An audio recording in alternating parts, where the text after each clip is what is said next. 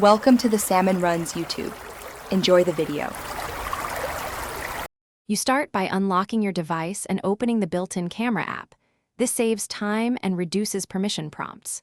Once done, make sure the lens is clean and autofocus is on, because clarity is the single most important factor for success.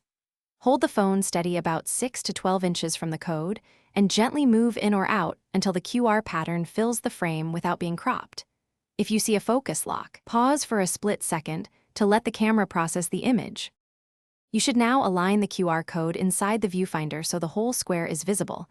Avoid bright glare or reflections that confuse the sensor.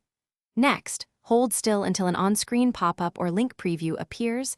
This is the camera app recognizing the code. When the notification shows, tap it to open the link or action. Make sure to read any permission prompts. Grant only what's necessary. If the camera doesn't respond within 3 to 5 seconds, slightly adjust distance or angle and try again. You finish by following the link or app action shown after the scan and pause to verify the URL before entering any sensitive data. This protects you from phishing. If the scan fails, first enable flashlight for low light, then check camera permissions in settings, because blocked access is a common cause. Once you've tried that, restart the camera app or reboot the device.